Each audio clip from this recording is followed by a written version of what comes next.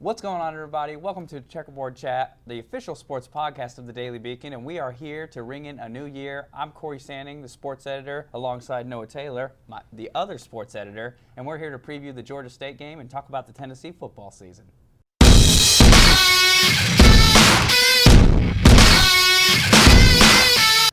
All right, Noah. Well, as we just said before, we are here to discuss Tennessee's first game, which comes up this Saturday against Georgia State at Neyland Stadium. They're opening up a new season, year 2 under Jeremy Pruitt. What are you looking forward to this year out of this team now that they've had a year to mesh, a year to develop some chemistry that maybe we didn't see last year? Well, I'm looking to see the guys that have stepped up that had very impressive seasons last year, guys like Alontae Taylor, for example, who we were talking about earlier. Guys like that, this wide receiving core that's gotten a lot of hype, a lot of experience on that unit.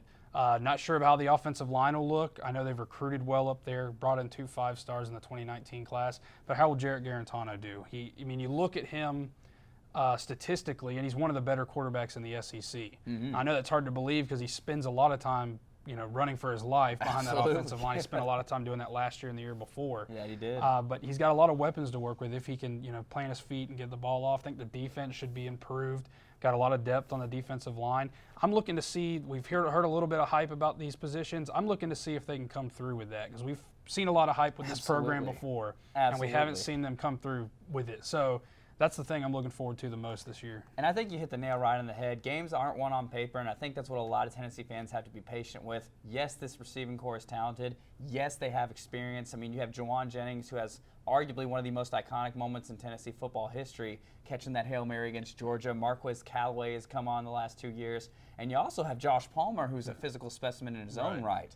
And like you said, games are not won on paper. It's going to be interesting to see. Now, Georgia State might not present the biggest challenge for the Vols. It's a typically, first week you don't play the toughest opponents, and they obviously don't start SEC play until week 4 when they travel down to Gainesville, and that's going to be a tough matchup with the Florida Gators. And you hit on it earlier. This offense is completely revamped this season. They have brought in Jim Chaney's back. Georgia averaged almost 39 points a game under him last year, and we're really maybe a few mistakes away from going to from claiming the SEC championship in Atlanta. What are you expecting out of Chaney in this offense, and how do you think that will translate to Jarrett Guarantano's success, as you mentioned earlier? Well, that's the thing I'm looking forward to the most. I mean, he's been here. They hired Chaney in January, I believe, and so he's been here for a while. He was here in the spring, but we haven't got to see it on the field yet. The spring game, obviously, they're not going to show you too much. Nothing at Fan Day either. Exactly, and you've heard a lot of good things about the relationship that he has from both of them. Chaney's talked about his relationship with Guarantano. Guarantano's talked about his relationship with Chaney. Pruitt has talked about how much he appreciates Chaney, how impressed he is with him. Everybody around the program now. Of course, everybody's going to talk positive about their hire, about their assistant coach, about their quarterback. But, I being around practice, being around these media availabilities, I feel like there's definitely confidence there. I don't think Pruitt and Guarantano and Chaney are just paying it lip service. I think they absolutely believe that, this is going in the right direction. This thing's going in the right direction. They're confident that they can go out on the field and put together an offense that moves the ball, that scores, something they struggled with last year under Tyson Helton very much.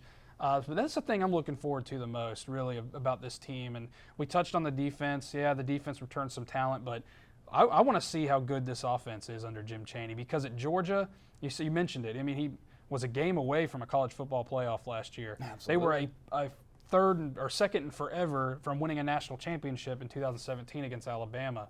So, he's not going to have those tools. No. He's not going to have an Elijah Holyfield in the backfield. He's not going to have a Nick Chubb in the backfield, a Jake Fromm.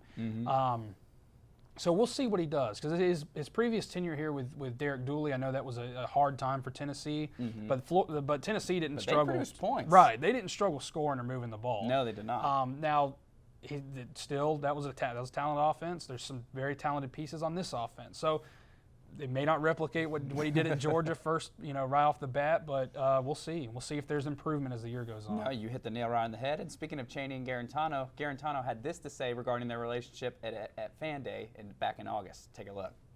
We've changed the whole offense, and it's really quarterback-driven, and a lot of protection stuff, a lot of defense looks. There's a lot of things going. I'm very happy that he's the coach, and just going back to that, he's really helped my game out a lot.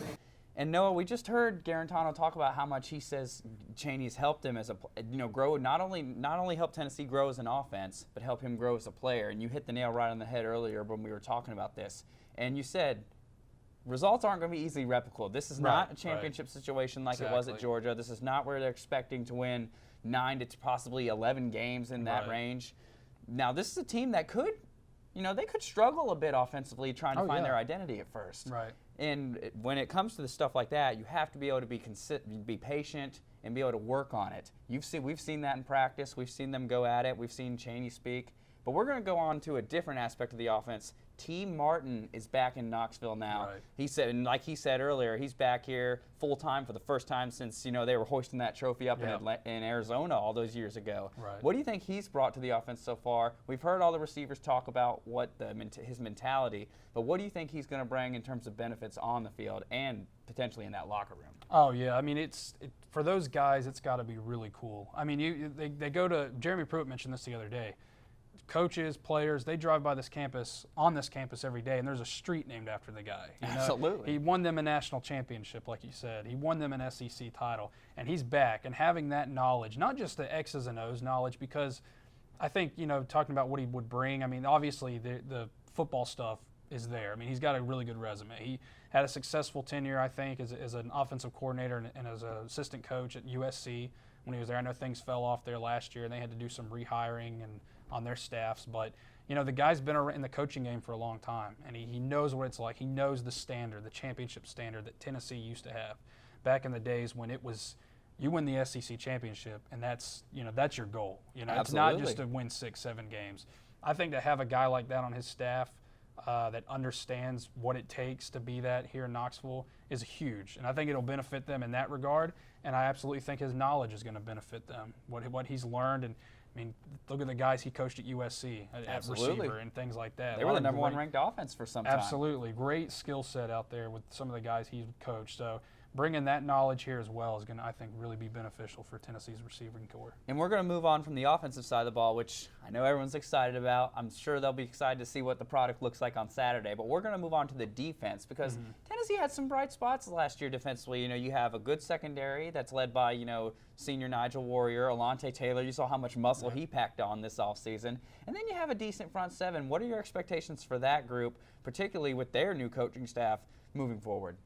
Yeah, I mean, I think one thing Pruitt's mentioned this a lot too. I mean, there's been confidence at these press conferences.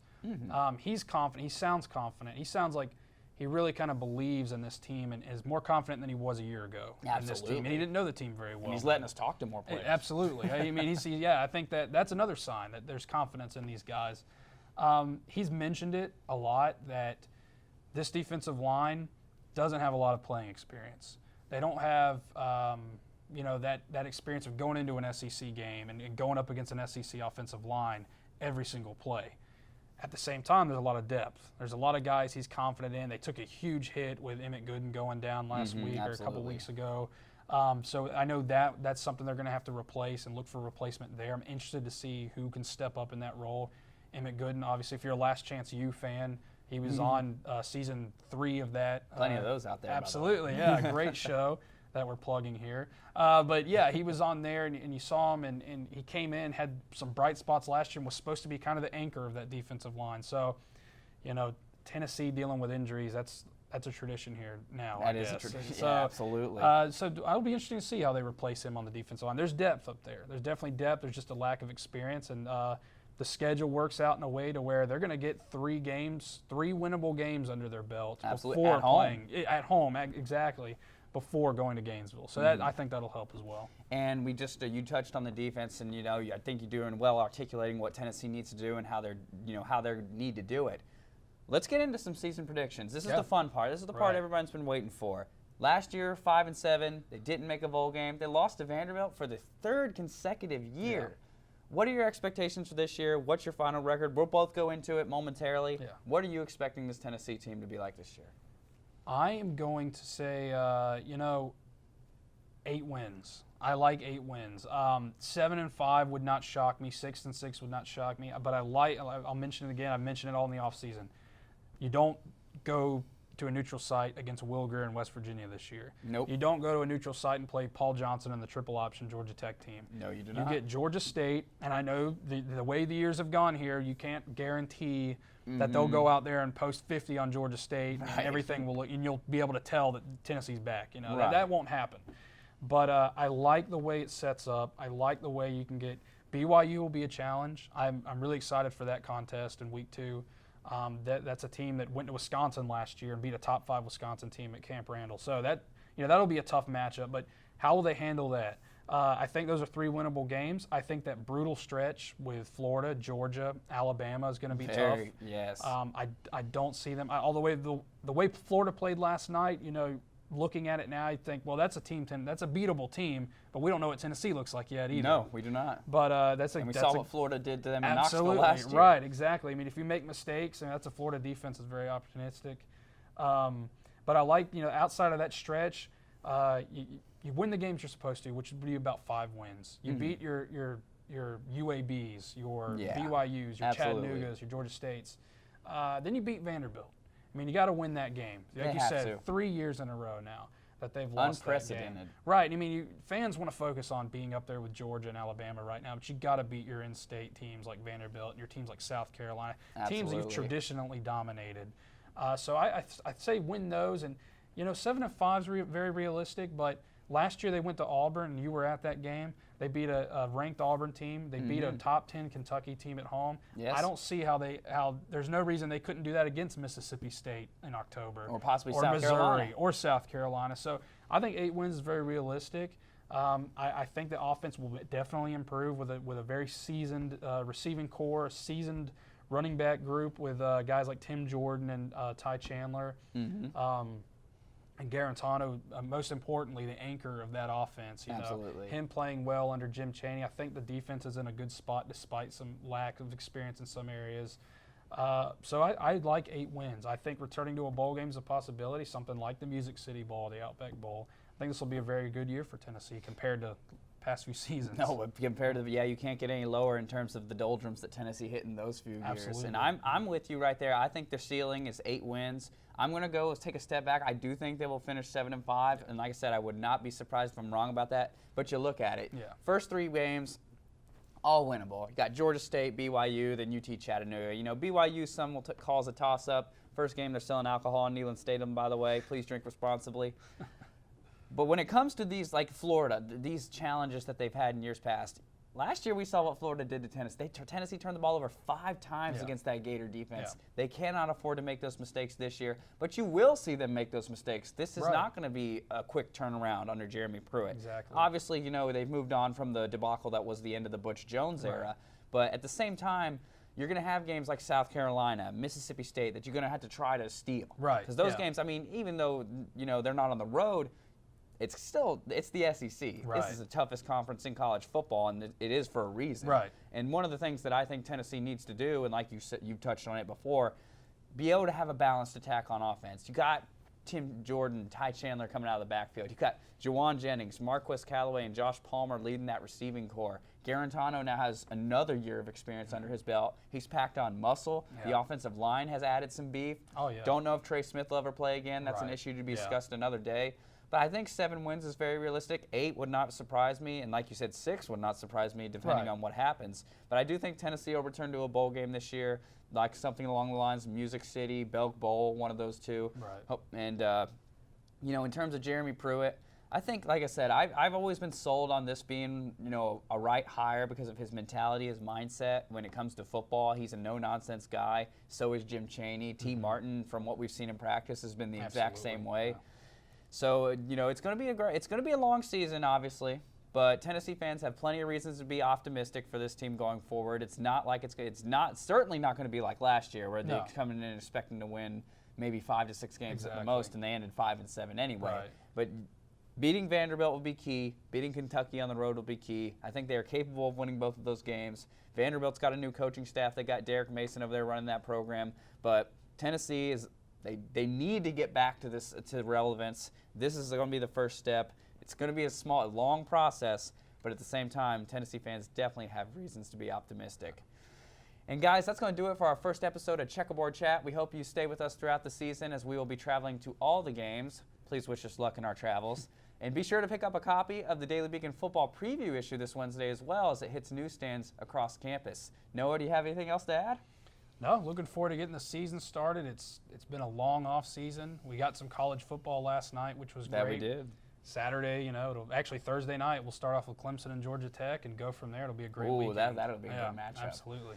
All right, guys. Well, thank you for tuning in to the first edition of Checkerboard Chat in the 2019-2020 school year. I'm Cory Sanning. Alongside me is my esteemed colleague and college football expert, Noah Taylor. We'll see you next time.